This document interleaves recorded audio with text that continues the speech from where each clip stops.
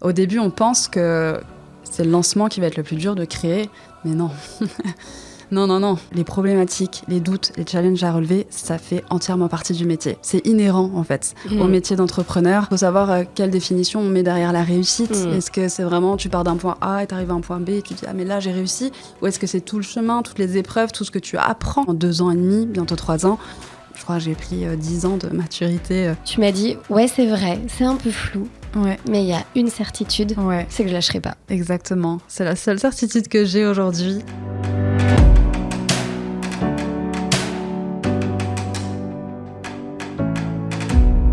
Je vous retrouve aujourd'hui pour un nouvel épisode de podcast. Et alors, je suis obligée de vous le dire, dès l'intro de ce podcast, on a failli, je crois, ne jamais enregistrer cet épisode de podcast. On se retrouvera, je vais vous présenter Mégane juste après. Ça fait des mois et des mois qu'on se court après pour enregistrer cet épisode de podcast. Là, ça y est, on avait enfin une date qu'on a planifiée il y a au moins 2 mois et demi. Oui. Et cette semaine, je suis malade. On a des perturbations de train où on se dit, mais en fait, est-ce que les trains vont être annulé, on ne pourra pas se retrouver puisqu'on se retrouve sur Lyon. Ensuite, problème de neige et mon train qui a été retardé de 55 minutes. Et ensuite, on arrive dans le lieu qui nous accueille pour enregistrer cet épisode de podcast et coupure d'électricité. Donc, comment vous dire que quand même ça a été chaud cette affaire. Mais je suis ravie d'accueillir sur le podcast Mégane qui est la cofondatrice de Chapitre 4. Elle va pouvoir nous en parler. Vraiment une marque avec laquelle j'ai beaucoup d'affection, que j'ai découvert il y a un peu plus d'1 an maintenant. Je suis moi-même cliente, mais on avait échangé très rapidement aussi après mon développement d'activité en tant que mentor. On avait échangé et j'avais eu un coup de cœur pour ces 2 belles femmes qui ont fondé cette entreprise. Mais je vais laisser Mégane la présenter. Salut Mégane.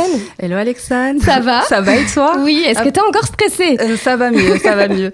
Mais c'est vrai que c'était tellement compliqué pour se retrouver. L'univers ne voulait pas qu'on enregistre cet épisode de podcast. Mais on y arrive quand même. Et je crois qu'en plus, ça va être vraiment le sujet de cet épisode, la résilience. Et là, je crois qu'on est encore une belle preuve. On est dans le thème. Voilà. Sans résilience, on serait pas là, on serait pas en train d'enregistrer cet épisode. Est-ce que les caméras vont fonctionner ? Est-ce que l'enregistreur va fonctionner ? C'est encore une question si vous écoutez ce podcast et que véritablement oui. Mais effectivement, cet épisode était plein de challenges. Effectivement. Écoute, en tout cas, je suis ravie d'être là. Très flattée aussi que tu m'aies invitée sur ton podcast.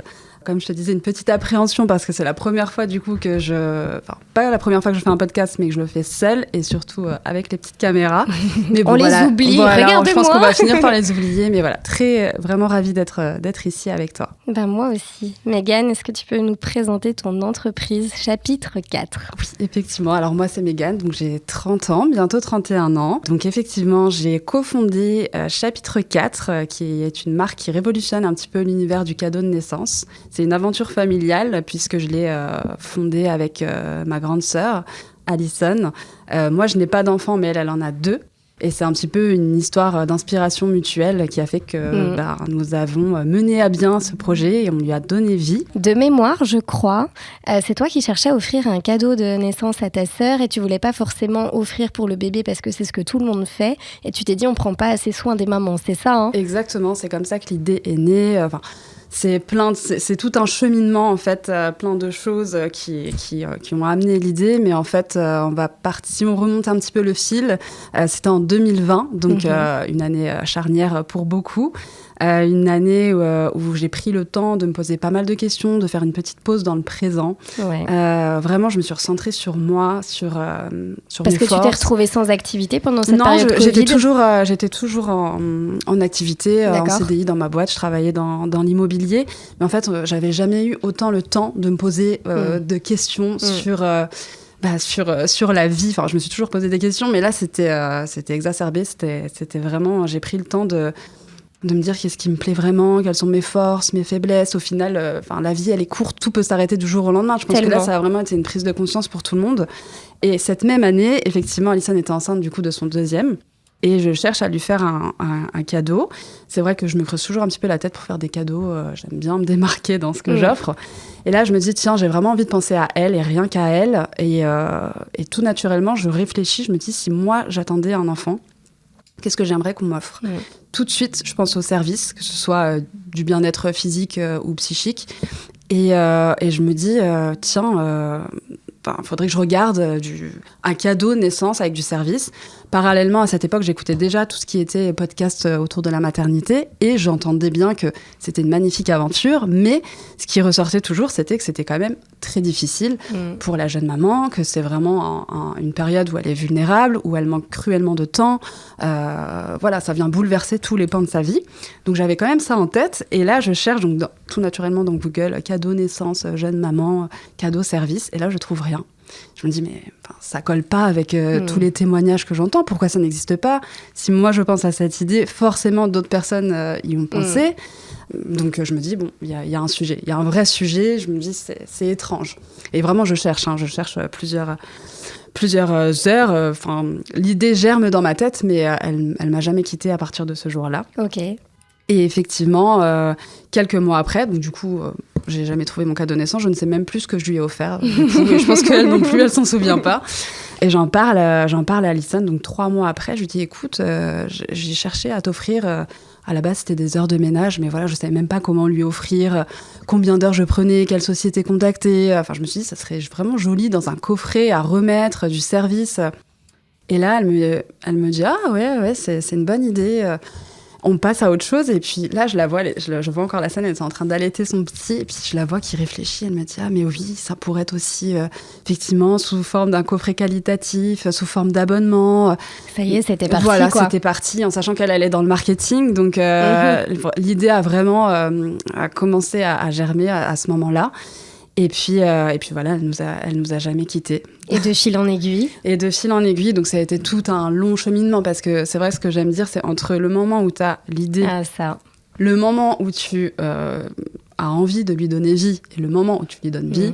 Puis là, on parle d'un produit physique en plus vous concernant, avec des partenaires, parce que peut-être qu'on peut faire le pitch assez rapide de ce qu'est la box chapitre 4. Tout à fait. Alors, donc, c'est un coffret cadeau qui prend soin des jeunes mamans, qui vient célébrer la femme devenue mère durant cette fameuse période postnatale ou le 4e trimestre, soit quand le bébé est là. Et donc, voilà pourquoi chapitre 4. Voilà, tout à fait. On parle beaucoup de la grossesse, des 3 trimestres de grossesse, mais on parle malheureusement trop peu de l'après. Ouais, le postpartum, c'est clair. Voilà, on va dire depuis 5 ans, la parole, elle se dénoue quand même à ce niveau-là, mais en tout cas, en 2022, rien n'existait, en tout cas en service pour cette période. Donc, en fait, c'est un coffret cadeau associé donc à des services, donc tout un panel de services, donc du bien-être physique, psychique, logistique également, donc des massages, des ateliers avec bébé, de la livraison de repas, des heures de ménage, du yoga, de la sophrologie. Voilà, toutes les activités, tous les services qui peuvent vraiment aider la maman durant cette période et lui offrir du coup quelque chose d'utile et précieux, du temps qu'elle n'a plus et qui lui permet du coup de se reconnecter à elle, de se reconnecter à son bébé. Donc voilà dans les grandes lignes. Pour être moi-même cliente, du coup, c'est vrai que c'est un coffret qui est juste absolument sublime. Le packaging et tout est hyper bien pensé. Et donc, vous trouvez à l'intérieur de ce coffret un bon cadeau que vous pouvez ensuite aller dépenser sur le site de chapitre 4. Et vous avez à disposition toutes les activités. En tout cas, la maman a à disposition toutes les activités. Donc, elle peut choisir un peu à l'esprit des Wonderbox, des choses comme ça, on peut le dire. Exactement, en mieux. Ouais. Et pour focus pour la maman, évidemment. Oui, mais c'est des vrais services qualitatifs qu'il y a derrière. Puis en plus, on peut choisir, nous en tant qu'acheteurs, du coup, un petit cadeau, soit des petits chaussons pour bébé, soit un joli sac, soit, je sais qu'il y a beaucoup de petites choses, une petite carte. Il y a vraiment... C'est vraiment un cadeau qui, moi, je trouve, fait vraiment plaisir à offrir pour l'avoir offert déjà à plusieurs reprises. Je trouve que ça change et puis ça laisse la liberté aussi à la maman de se dire, de quoi j'ai besoin, en fait, en réalité. Exactement. C'était compliqué au début, justement, de réunir, de contacter tous ces professionnels partenaires, du coup, qui sont effectivement certifiés, engagés dans le monde de la périnatalité. Parce que on a choisi de répertorier au national. On ne s'est pas focus sur une région. On voulait vraiment que ça puisse être disponible partout pour toutes les mamans. Bien sûr, on a des prestations en physique, mais pour pallier aux villes dans lesquelles on n'est pas, on a de la prestation à distance, qui se fait beaucoup aussi, surtout depuis le Covid. Maintenant, la visio, c'est plus vraiment un sujet. C'était pas si simple de réunir tous ces professionnels parce qu'au début, on n'était absolument personne. Il fallait juste convaincre que notre idée avait du sens et les convaincre de rejoindre. Ils n'avaient pas grand-chose à perdre, ce n'est que, au pire, il se passait rien. au mieux, ça leur faisait un apport d'affaires. Effectivement. Donc, on s'est attelé à réunir ce panel de professionnels. Donc là, on doit en avoir une cinquantaine. Ouais. Et on voulait vraiment que la maman puisse choisir, du coup, le service, parce que c'était posé la question, est-ce que c'est le proche qui offre ou pas ? Et en fait, ce qui permet à la maman vraiment de choisir en fonction de son besoin, de son envie du moment. Et ça dépend tellement en fonction de la grossesse que tu as eue, ton accouchement, ton postpartum. Donc ça, c'est vraiment super de donner la possibilité à la maman de faire son choix. Ok, génial. Et donc, on a fait un crochet pour expliquer vraiment plus en détail ce qu'était chapitre 4, mais on en revient, ça n'a pas été évident. Et tu l'as dit notamment par rapport... à tous ces prestataires où il fallait aller convaincre. Puis il faut développer une marque en partant de zéro, en fait. Exactement. Créer aussi tout ce qui est relatif au code cadeau, quand la maman se connecte, à quelle activité elle peut prétendre ou pas. En fait, c'était toute la partie e-commerce. C'est pas juste un site vitrine, pas du tout. Boutique en ligne. Le développeur s'est arraché les cheveux et nous aussi, c'était vraiment un casse-tête chinois pour justement mettre en place ce code promo, enfin ce code pour qu'elle puisse réserver son activité, qu'elle puisse utiliser le code qu'une seule fois. Le code d'activation. Etc. C'était vraiment très compliqué à mettre en place. Et puis, effectivement, il fallait aussi développer le coffret, le rendre joli. On voulait vraiment un univers chaud, enveloppant, qui donne confiance, etc. Donc, les gens aiment beaucoup notre branding. Donc, ça, c'est top. Vous avez fait un vraiment très, très, très chouette travail. Pour les auditeurs qui nous écoutent, je vous invite vraiment à aller regarder sur le site de chapitre 4 et même sur votre Instagram aussi. Il est magnifique. Enfin, c'est clair qu'on sent qu'il y a la patte aussi derrière marketing et tout. Enfin, vous avez vraiment géré sur cette partie-là. Et puis, tu lances avec ta sœur tout le concept. Et puis, à un moment, tout est prêt, puis il faut le vendre. Exactement. Donc, juste avant le lancement... Et c'est là qu'on rentre... Oui, dans le vif du sujet. Donc, on va dire que ça a pris une petite année pour développer tout ça, le mettre en place et surtout... Et toutes les deux, vos activités en parallèle? Non, à ce moment-là, on était déjà à fond dans la boîte. C'est vrai qu'on a tout quitté en ayant une ligne directrice, mais c'est vrai qu'on sautait complètement dans le vide. C'était complètement vertigineux. Mais c'est l'entrepreneuriat, ça. Exactement. Il faut savoir frôler le vide pour créer du renouveau. Donc, c'est vraiment ce qu'on a fait. C'était audacieux, clairement, de tout quitter, une zone de confort pour se lancer complètement dans l'inconnu et les imprévus, du coup.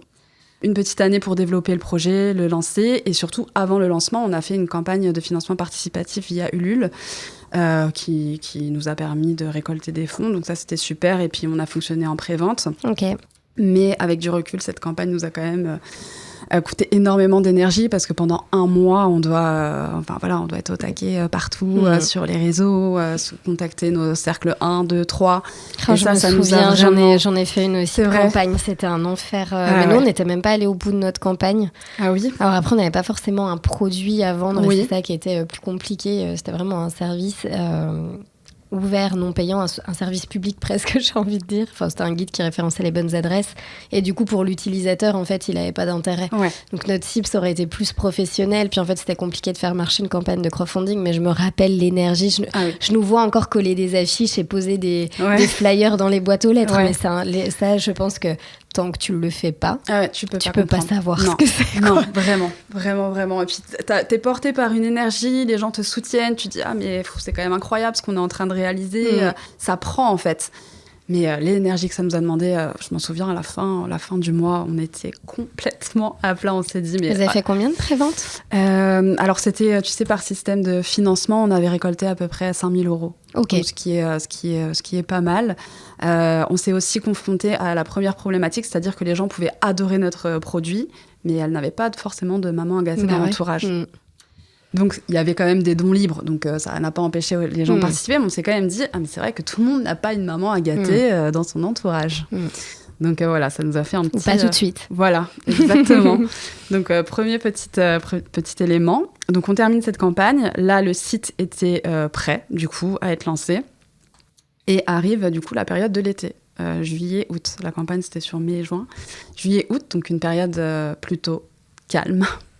Bon, ceci dit, normalement, on a des grosses... Enfin, il y a des grossesses tout le temps, quoi. Des grossesses, des accouchements tout le temps. Oui, c'est vrai. Mais l'été, je sais pas, l'heure n'était pas à la dépense. On a eu quelques ventes, mais on s'attendait à démarrer un petit peu plus vite et plus fort.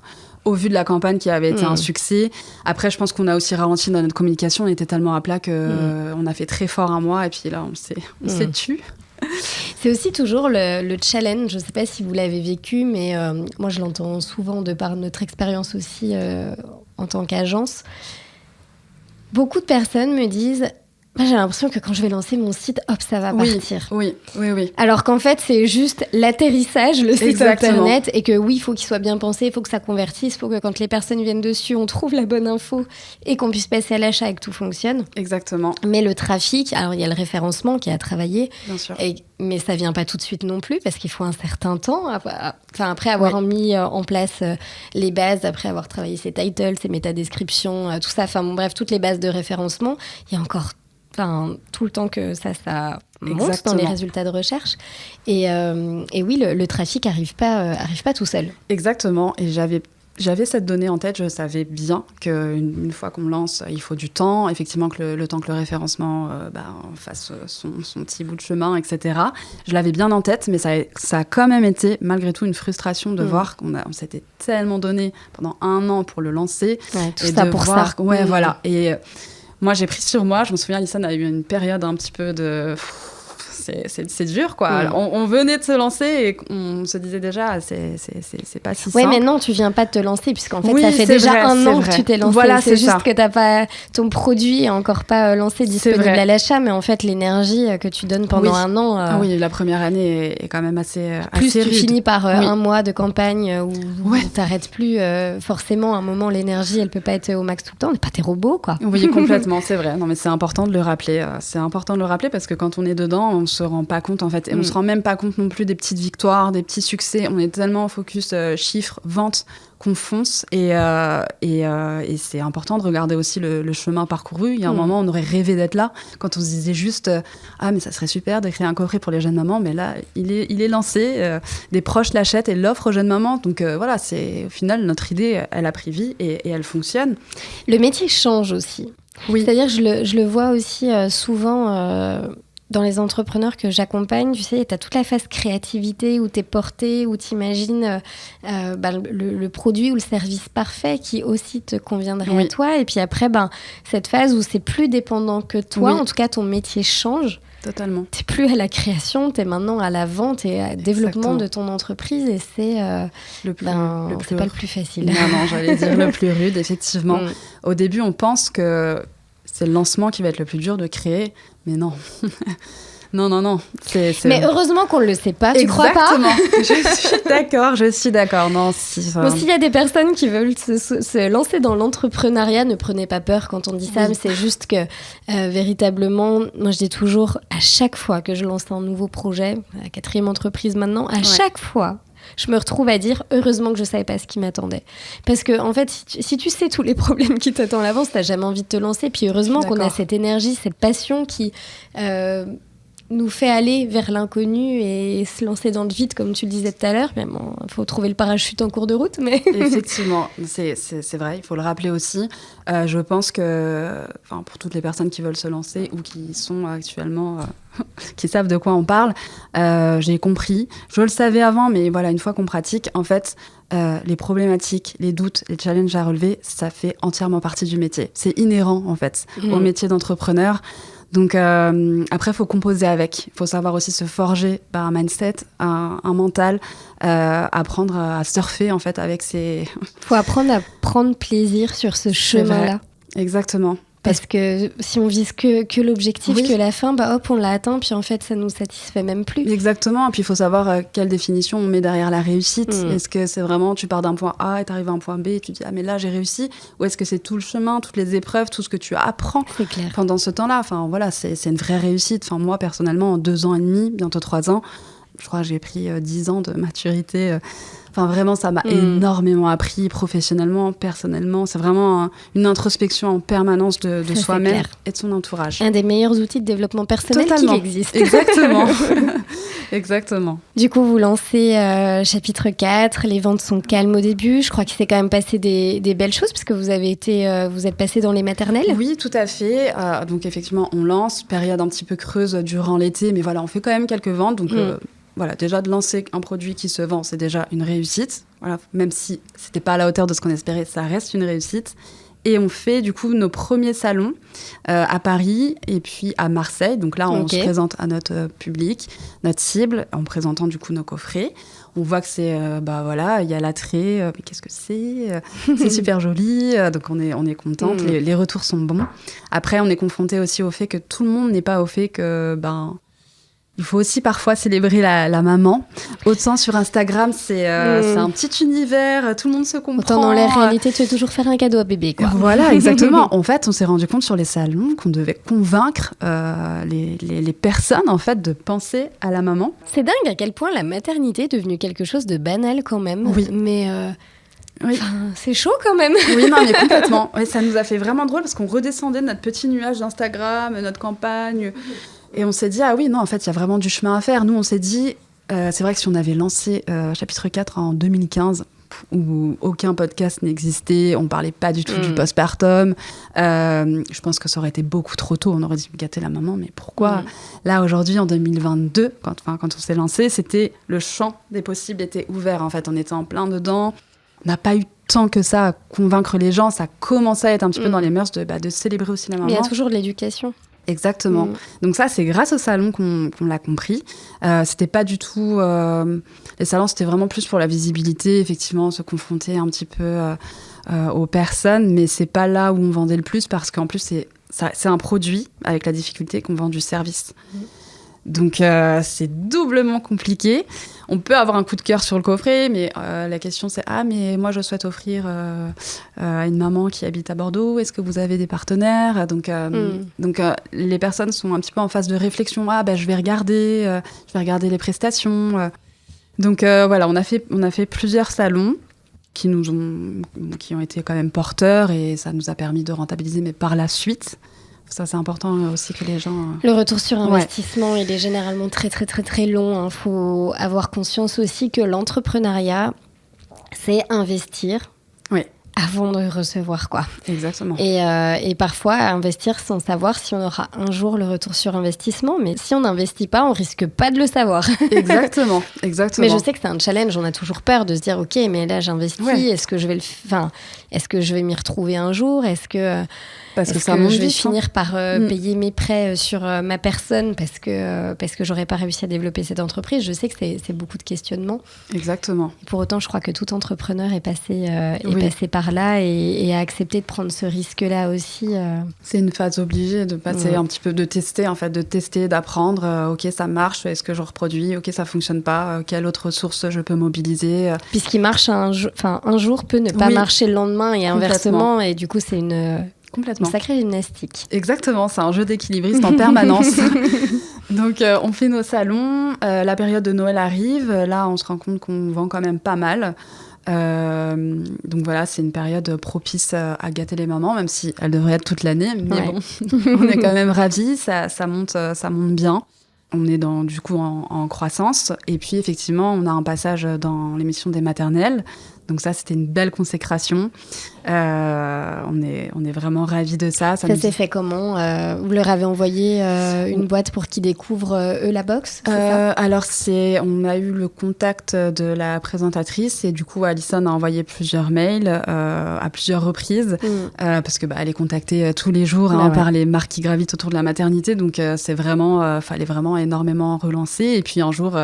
elle adorait le coffret, le projet, mais en fait, elle n'avait pas d'émission pour le présenter. Et puis là, un jour, après, je sais pas, une énième relance, elle dit, écoutez, j'ai une chronique, je peux placer le coffret dans 2 semaines, envoyez-nous nos coffrets à la prod et on y va, quoi. Génial. Et là, on s'est dit, fallait comme pas quoi, lâcher faut rien lâcher, mais c'est clair. Vraiment, vraiment, c'est encore une fois, c'était une belle leçon. Puis... dans ce que j'entends dire, c'est qu'il n'y a pas eu 2-3 relances, c'est que vous n'avez pas lâché, quoi. Non, on n'a pas lâché. On n'a vraiment pas lâché. On allait... Et puis au final, c'est pas qu'elle voulait pas le présenter, c'est juste que le moment... Mais des fois, c'est juste pas le bon moment. Exactement. Mais c'est vrai que parfois, face à un... Je sais pas...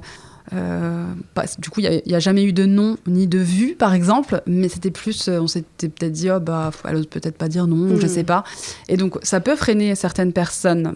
Moi, ça aurait pu me freiner peut-être, par exemple, mais Alison, elle est allée au bout, elle a dit non, mais...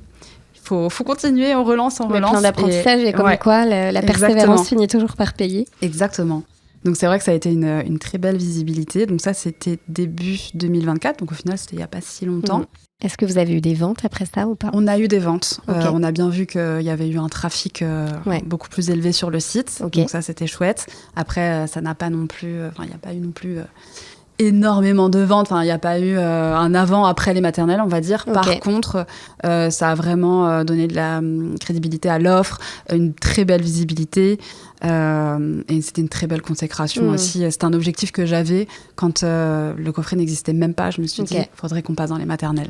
Ce serait vraiment la consécration. Donc, on l'a eu. Très chouette. Donc voilà, ça nous ramène à début 2024. Donc, disons que le lancement se passe bien. Les ventes sont au rendez-vous. Pas assez, pas suffisantes pour pouvoir en vivre, entre guillemets. Tout l'argent qu'on a, on le réinvestit dans la boîte. Mais ça me perturbe pas forcément parce que je sais très bien qu'une entreprise, j'avais ce chiffre en tête qu'il faut 3 ans, minimum 3 ans, pour qu'une entreprise soit rentable, à moins d'être une success story. Donc, ça me perturbe pas trop. Je me dis... Sur du produit, c'est clair qu'il faut du temps. Vraiment. Moi, encore une fois, même si c'est compliqué, on est dans les chiffres et on avance et on regarde pas vraiment ce qu'on a fait, moi, je me suis dit... on a quand même lancé un produit qui se vend. Et c'est pas notre entourage, c'est des inconnus qui se connectent et qui achètent. Mais du coup, on arrive début 2024. Le passage dans les maternelles, c'est en janvier. Et puis, il se passe un gros problème, on va dire, au niveau personnel pour Alison. Un divorce. Donc, ça rabat un petit peu les cartes... je pense que c'est vraiment le point de départ de 2024 qui rabat un petit peu les cartes sur la suite de chapitre 4. Ok. Les conséquences, c'est quoi ? C'est moins de disponibilité pour chapitre 4 ? Une situation peut-être financière personnelle aussi qui, du coup, va être différente parce que se retrouver solo, ça veut dire aussi ne plus pouvoir compter sur son mari. Exactement. C'est ça ? Exactement. C'est énormément de facteurs qui viennent complètement chambouler un équilibre qu'on pouvait avoir avec la boîte, même si, encore une fois, c'est un jeu d'équilibriste. Ouais, mais vous commencez à vous dire, OK, voilà les choses se posent. Voilà, exactement. Okay. Je pense qu'on était... c'est go, on y va. C'est clair qu'il y a encore énormément de travail, mais disons que les jalons sont posés. Faut y aller, quoi. Et puis, il se passe ça. Donc, ça n'a pas non plus conditionné toute la suite, mais disons que c'est un élément assez important pour qu'on revienne dessus sur ce podcast. Donc, du coup, effectivement, elle est beaucoup moins disponible parce que ses priorités, forcément, se concentrent sur sa famille, ce qui est complètement normal. Pouvoir gérer cette séparation, qu'elle se passe le plus sainement possible. Donc, effectivement, durant cette période, elle n'est plus vraiment dans la boîte. Et surtout, elle se pose des questions sur la suite de la boîte parce que... effectivement, on vend, mais pas assez pour pouvoir en vivre, en sachant qu'on est 2. On touchait des bons salaires dans nos précédentes boîtes. Donc, il n'y a plus de chômage, j'imagine. Voilà, la fin des indemnités arrive, même si on avait toutes les deux une enveloppe de côté, justement, pour faire face aux imprévus et pour pouvoir poursuivre, même à la fin des indemnités. C'est juste pas illimité, quoi. Voilà, exactement. Et puis surtout, elle se retrouve seule, du coup, avec 2 enfants. Donc forcément, les choses ne peuvent pas être vues de la même façon. Même si, bien sûr, on est dans la résilience en permanence et on surfe avec les vagues, là, au bout d'un moment, il faut aussi garder les pieds sur terre. Il y a des moments où, quand il y a des tremblements partout, c'est dur aussi de garder le cap. Complètement. Donc, en fait, ce qui est compliqué, c'est que ça s'est vraiment fait un petit peu insidieusement. On n'a pas eu un avant et un après. C'est plus, ça s'est installé, où Alison prenait de plus en plus de distance avec la boîte. Et du coup, je prends un petit peu plus les rênes. Et on n'avait même pas vraiment le temps de se parler, de poser, en fait, le problème. Sûrement à tort, mais on a fait comme on a pu. Vous prendriez peut-être plus ce temps ou pas forcément ? Oui, je pense qu'on aurait dû, même si c'était vraiment compliqué, parce que elle n'avait pas la disponibilité, en fait. Elle n'avait pas d'espace de cerveau disponible pour avoir la vision de ce qu'on allait faire et ce que ça allait devenir. Et donc oui, je pense qu'on aurait peut-être dû poser un petit peu plus le ton de la suite, mais en même temps, c'était tellement flou que je ne sais pas si on aurait plus de réponses. Ok. Donc voilà. Donc tu prends les rênes. petit à petit, progressivement, de plus en plus. Exact. Donc, c'est-à-dire, j'ai continué à gérer les commandes, me mettre un petit peu tout ce qui est communication, parce que jusqu'à maintenant, c'était plus Alison qui gérait les réseaux sociaux, on va dire. On était toutes les deux, mais tout ce qui est visuel, etc. Gérer le SAV, la comptabilité, le tableau de trésorerie. Toutes les casquettes, quoi. Exactement. Continuer de développer l'entreprise, même si j'avoue que ce qu'on s'est dit, c'est plus que... j'allais maintenir à flot un petit peu la société pour le moment parce qu'on n'a pas la vision à moyen terme pour le moment. Donc on était plus sur maintenir à flot la société. Ok. Comment tu le vis ? Là, ça va un petit peu mieux. En fait, j'ai pas vraiment eu le temps. Tu vois, c'est bien de poser les mots parce qu'avant de venir à ce podcast, je réfléchissais un petit peu à la rétrospective de l'année 2024. Et en fait, je me suis même pas rendu compte que je gérais quand même la société plus ou moins seule depuis plusieurs mois. Au final. Et ça va. Je navigue à vue, clairement, pour le moment. Voilà, je fais ce qu'il y a à faire. J'aimerais vraiment prendre un autre axe, sûrement en 2025. Des surprises arrivent. Voilà, allez vous connecter sur l'Insta de chapitre 4, vous découvrirez tout ça. Exactement. Je ne revois pas du tout complètement le modèle parce que voilà, il y aura toujours des coffrets qui offrent du service. Mais voilà, peut-être développer. Faire ça, c'est en place, mettre d'autres choses en place qui seront peut-être plus vecteurs aussi. Exactement, faire peut-être un peu plus de collaboration qui marche plutôt bien, mine de rien, avec d'autres marques. Il y a plein de choses à faire en fait. C'est ça qui est frustrant aussi parfois, c'est de se dire mais je suis seule, donc oui, il y a plein de choses à faire. Il y a aussi le B2B qu'on n'a pas assez exploité et qui est aussi une belle porte d'entrée, clairement. Les coffrets chez Monoprix, ça serait pas mal, non ? Oui. Oui. Ça fait partie des sujets. Oui, clairement. Mais en fait, c'est ça le problème. Comme les maternelles, faut pas lâcher. Voilà, c'est ça. En fait, il y a tellement de sujets, il y a tellement d'opportunités pour développer et faire monter cette société que c'est dur de structurer. J'ai tout le temps... Et il se dit d'ailleurs que seulement 20% de nos actions génèrent 80% de nos résultats. Oui. Et quand tu te retrouves comme ça, où tu dois gérer ta boîte là, quasiment toute seule aujourd'hui, qu'effectivement vous étiez deux pour faire le taf, à un moment tu te retrouves toute seule et il faut prendre toutes les casquettes, c'est pas facile, c'est d'autant plus vrai, c'est d'autant plus valable. C'est vrai. C'est-à-dire que qu'est-ce qui relève de « ouais, j'aurais bien envie de faire ça », mais qui n'aura pas nécessairement une incidence sur ta boîte ou « ok, je veux développer plein de projets, tout ça, mais à un moment, juste, il faut que je prenne conscience que ce sera peut-être un peu après ». Effectivement, le B2B, ça peut être un axe de dingue. Complètement. Il est peut-être là, mon 20% d'actions qui génère les 80 résultats, tu vois. Effectivement. Mais c'est vrai que c'est ça qui est compliqué, c'est de... prendre le recul. Ouais, prendre le recul, structurer ses idées. C'est vrai que là, je pense que l'accompagnement, le coaching peut avoir vraiment un réel impact quand on est justement avec plein d'idées, plein d'axes à prendre. Réussir à se focus, c'est toujours un sujet. Ouais. Et tu sais... moi, j'en parle souvent, j'en parle assez ouvertement, le fait que j'ai des mentors et des fois, on me dit, mais qu'est-ce que toi, qu'est-ce que tu me dis là ? Pourquoi toi t'as un mentor alors que t'es toi-même mentor ? Mais je dis mais pour les mêmes raisons. Parce qu'en fait j'ai la tête dedans, j'ai la tête dans le guidon et puis des fois c'est dur de prendre du recul et puis de savoir si effectivement on va dans le bon sens ou pas. Si on n'est pas juste en train de se poser, je vais dire quelque chose qui va peut-être en faire rire certains, s'il y a des hommes qui nous écoutent aussi sur ce podcast, mais tu sais, des fois, tu regardes ton feed Instagram et tu te dis « Ah, attends, c'est moche, j'ai envie de tout refaire. » Mais qu'est-ce qu'on en a à foutre ? Non, mais c'est clair. Fait, en réalité, ça, c'est se focus sur quelque chose qui, en réalité, n'a que peu de valeur ou peut-être même plus pour flatter un ego. Mais complètement. Voilà, encore une fois, je pense qu'on a tous les mêmes sujets en tant qu'entrepreneurs et c'est pas pour rien que tous les entrepreneurs, en tout cas tous les grands entrepreneurs ont compris que c'était nécessaire d'avoir des mentors à leur côté, tout comme les sportifs ont des mentors à leur côté. C'est pareil, parce que s'ils sont tout seuls sur leurs entraînements, juste à un moment...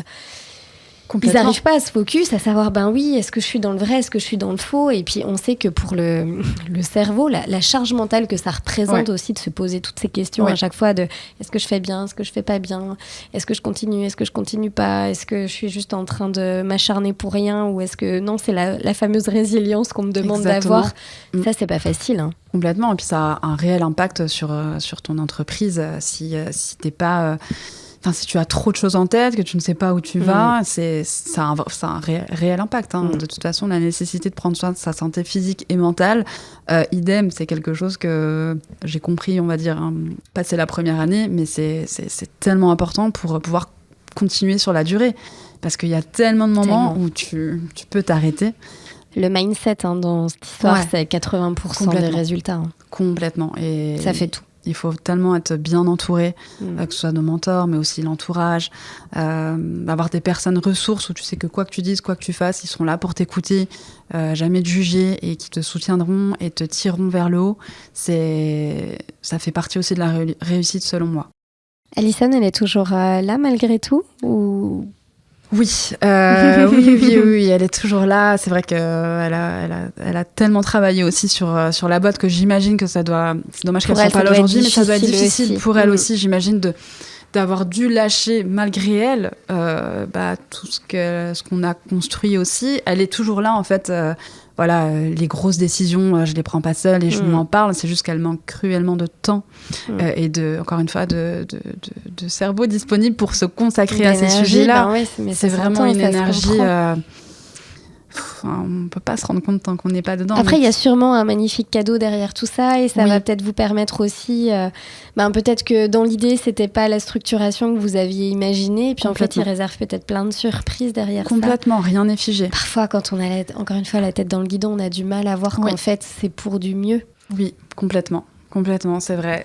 Là, pour le coup, on enregistre le podcast et je suis vraiment en pleine période de transition, de flou, etc. Mais je suis sûre que dans 6 mois, ce sera le champ des possibles. Et c'est OK de passer par ces périodes de flou. Ça fait partie du cheminement. On est tous dans le brouillard à un moment, puis après, c'est pas parce qu'on en sort qu'on n'y retourne pas. Exactement. Parce que c'est ça aussi l'entrepreneuriat. L'entrepreneuriat, c'est des montagnes russes, franchement. En permanence. Ouais. En permanence, donc faut s'accrocher. Et j'espérais, tu vois, je trouve que c'est quelque chose qu'on ne dit pas assez et je pense qu'il faut vraiment s'y préparer aussi et encore une fois prendre du plaisir sur le chemin parce que il y a pas le choix, sinon à un moment juste on pète un câble. Mais maintenant ça fait 11 ans là que je me suis lancée dans l'entrepreneuriat et j'avais vraiment ce sentiment que ça allait être galère pendant 2-3 ans. Ouais. Et puis qu'après, ça allait aller, tu vois, qu'il n'y aurait plus autant de difficultés, de zones d'ombre. Et non, en fait, c'est cyclique. Exactement. Moi, j'avais la même chose. Nous y prépare pas assez. C'est vrai. J'avais la même chose, mais pour la première année. Tu vois, j'entendais beaucoup parler la première année, c'est difficile, tu verras, nanana. Oui, elle est difficile, mais la deuxième et la troisième. La quatrième et la 10e. Et toutes celles d'après. Après, c'est vrai qu'on peut avoir l'impression que le discours est un petit peu négatif, mais en fait, non, c'est juste la réalité. Mais puis, franchement, on l'a dit tout à l'heure, et c'est important de le ressouligner, c'est tellement d'enrichissement. Aujourd'hui, je prends un plaisir dans le chemin, puis à chaque fois, d'ailleurs, je me dis ça, je me dis, OK, juste tu le fais pas pour l'atteinte du résultat, c'est est-ce que ce que tu es en train de faire, t'aimes le faire. Exactement. Si la réponse est oui, c'est bien, continue, et si tu atteins tes objectifs avec ça, parfait. Si par contre tu prends pas de plaisir, non, c'est que c'est pas la bonne voie et qu'il faut se poser des questions.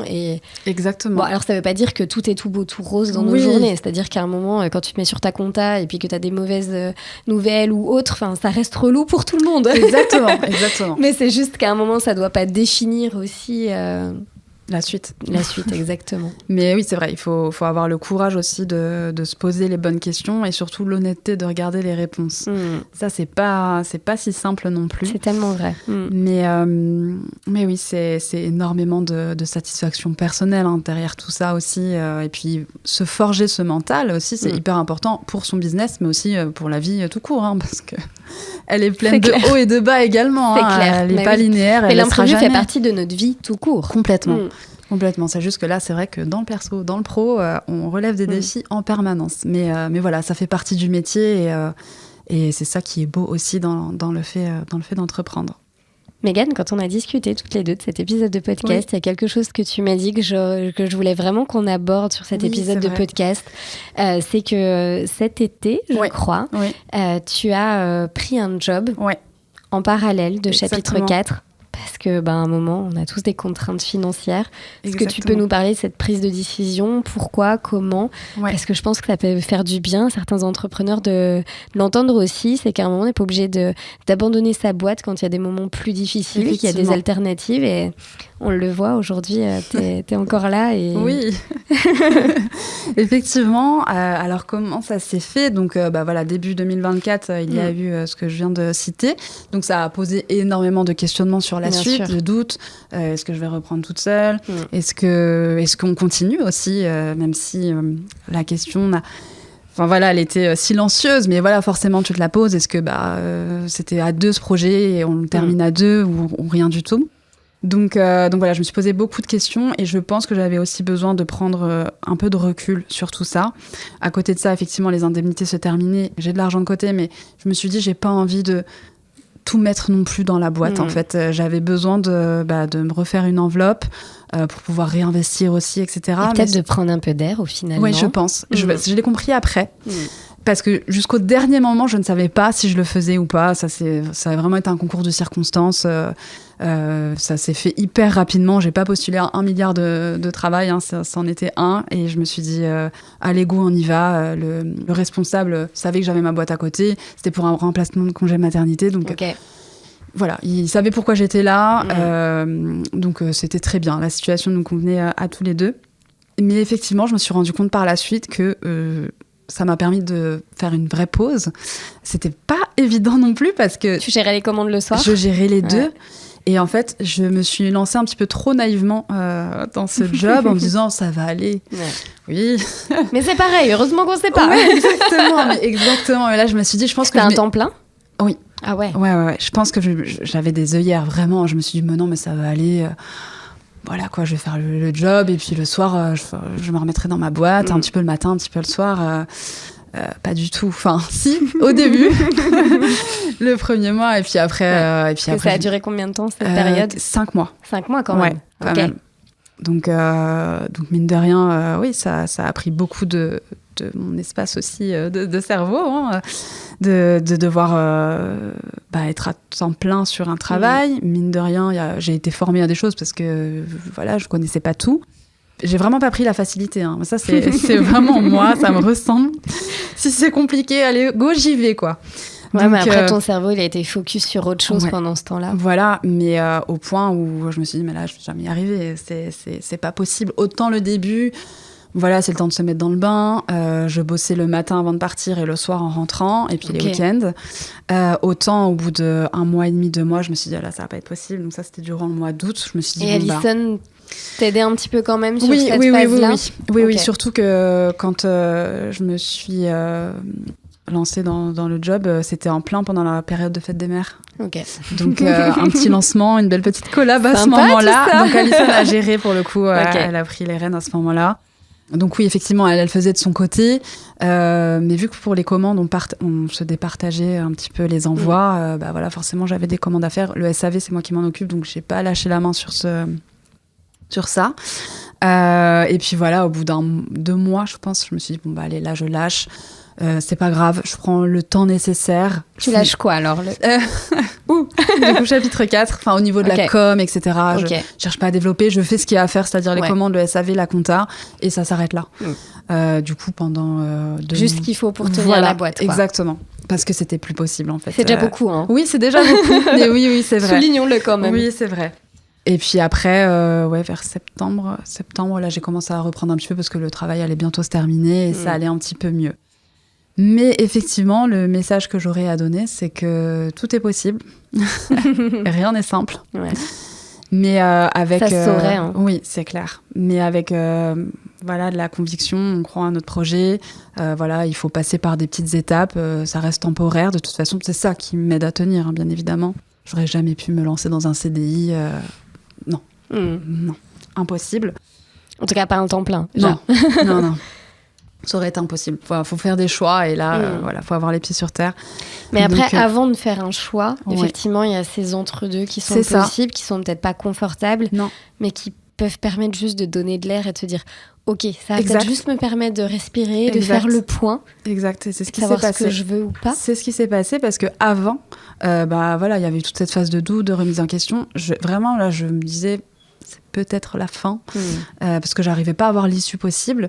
Et puis, le fait de me sortir un petit peu de tout ça, de prendre du recul, de pas non plus sursolliciter Alison, qui, elle, vivait ce qu'elle vivait. Donc, on était un petit peu chacune de notre côté à prendre du recul, alors que ça faisait 2 ans qu'on se parlait tous les jours, H24, donc ça nous a fait drôle, mais je pense que c'était nécessaire de prendre ce recul. Et c'est là où j'ai eu... mon énergie en fait qui est revenue et où j'ai eu des idées pour 2025 pour la suite de chapitre 4. Donc au final c'était vraiment bénéfique. Complètement. C'était pas simple, mais ça m'a vraiment aidé pour la suite. Ok. Voilà. Tu m'as dit quelque chose, Mégane, aussi, quand on a échangé toutes les deux. Tu m'as dit, ouais, c'est vrai, c'est un peu flou, mais il y a une certitude, c'est que je lâcherai pas. Exactement. C'est la seule certitude que j'ai aujourd'hui. Mais c'est magnifique. Ouais, malgré le parcours. Parce que c'est ça qui doit te guider, en fait. C'est vrai. En fait, je sais depuis le début, depuis le jour 1, depuis que cette idée est née, que elle a du sens, elle fait sens pour nous, les fondatrices, mais pour les personnes qui offrent le coffret, pour les personnes qui reçoivent le coffret. Enfin, voilà, c'est vraiment un beau projet. Et je sais que, je le porterai en tout cas le plus haut possible et je lâcherai pas. Je lâcherai pas. J'ai nul doute qu'avec autant de détermination. Oui. Après, on ne sait pas de quoi la vie est faite. Mais bien sûr, on le sait jamais. Mais en tout cas. Et même si chapitre 4 devait s'arrêter. Oui. Qu'est-ce que t'en retiens ? Une énergie et une aventure humaine incroyable. Je trouve que l'entrepreneuriat, c'est aussi se prouver qu'on est capable de grandes choses. C'est très satisfaisant. Très satisfaisant parce que là, je sais que pas grand-chose me fait peur. Vraiment, professionnellement, tellement multicasquette, on doit tellement tout faire que non, voilà, le champ des possibles, il est ouvert. Et en fait, je pense que le plus important dans la vie, c'est vraiment de faire ce qu'on aime à l'instant T. Parce que peut-être que dans 2 ans, non, j'aurais envie de peut-être une zone de confort plus simple. Ou peut-être une sortie de zone de confort encore plus importante et d'autres projets, tu sais. Non, mais complètement. On sait tellement pas de quoi la vie est faite, ce qu'elle nous réserve. On peut tellement changer. On est pluriel au final. Ce qu'on aime aujourd'hui, peut-être que dans 10 ans, on n'aimera plus du tout ou inversement. Donc, j'ai pas vraiment peur de l'échec. En fait, la seule perte possible pour moi, ça peut être financier. Voilà, tu as mis beaucoup d'argent et puis... Et l'argent, ça part, Exactement.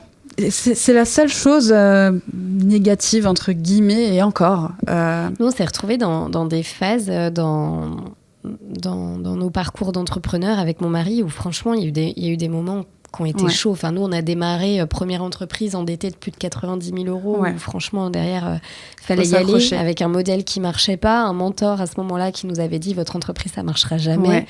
On s'est dit mais on fait quoi maintenant en fait ? On a 90 000 € d'emprunt et tous les deux, on venait d'avoir notre première fille. Et là, t'es en mode mais panique quoi. Qu'est-ce qu'on va faire ? Il y en a même pas un pour sauver l'autre parce qu'on est tous les deux dans la boîte. C'est clair, tous les deux impliqués. Et c'est ça. Et il y a eu des rebondissements. Après, on a créé une boîte où franchement, c'était de la folie. On a découvert ce que c'était d'avoir un modèle rentable. On a tout rentabilisé, on commence à faire du bénéfice, on décide de relancer une nouvelle boîte. Du coup, à ce moment-là, on remet toutes nos économies, on accepte de reprendre le risque. On a le Covid qui tombe derrière, on a un logiciel de réservation de table pour restaurant, activité qui tombe à 0 du jour au lendemain. Là, on se dit putain, mais on a tout perdu. Total, 6 mois derrière, on revend notre boîte à un grand groupe, on est valorisé plus de 450 000 €. Incroyable. Et puis encore derrière, du coup, les montagnes russes, parce qu'on vient d'avoir un enfant, parce que moi j'ai une deuxième. Grosse perte de sens où là je me dis mais je sais plus quoi faire. Donc on pioche dans ces économies, on a réussi à vendre notre boîte, mais vu qu'on est perdu, qu'on n'arrive pas à redémarrer et tout, c'est purée, mais voilà, c'est encore compliqué. Et puis derrière, je tenais naissance à l'Académie 100K et enfin... Incroyable.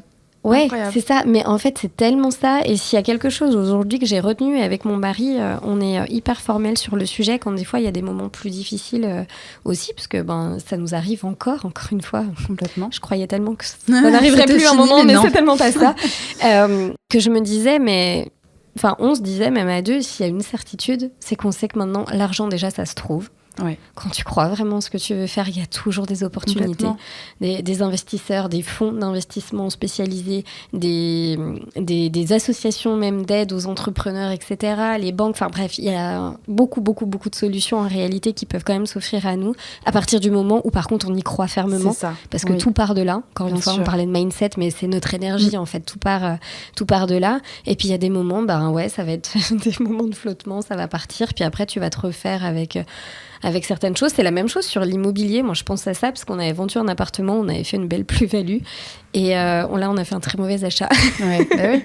Et en fait, tu dis, c'est exactement la même chose, en fait. Exactement. C'est que, dans tout, dans la vie, il y aura des bonnes opérations, des moins bonnes opérations.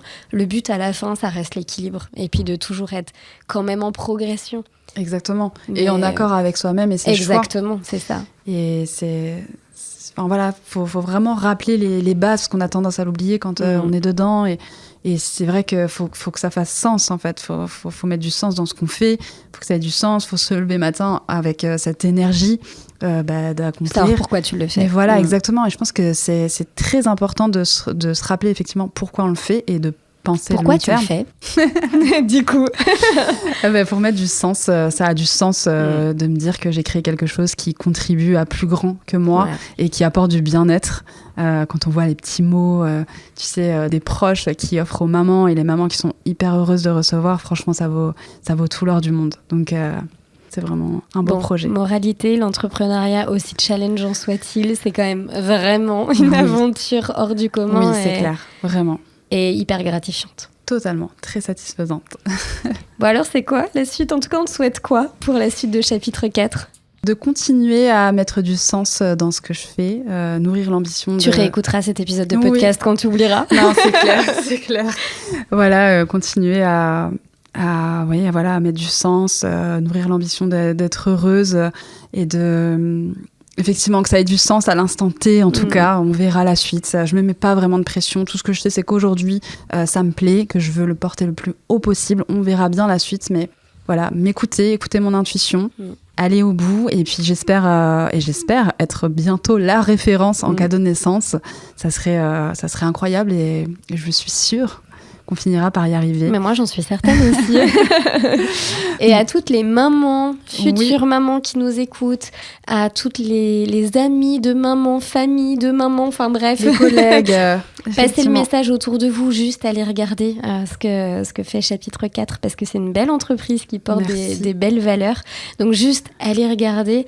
Prenez conscience aussi, pour ceux qui ne sont pas des mamans, qui nous écoutent, que prendre soin des mamans, c'est fondamental. Effectivement. On donne la vie, c'est pas rien en tant que maman, et c'est fatigant, c'est épuisant, oui, c'est beau, mais ça n'en reste pas moins une période challengeante aussi. Donc, complètement. Où la maman est vraiment vulnérable aussi à ce moment-là, et je pense qu'elle a bien plus besoin de l'attention de son entourage que le bébé n'a besoin d'objets ou de pyjamas. Autant offrir des beaux moments qui resteront eux gravés. Exactement, privilégier l'immatériel.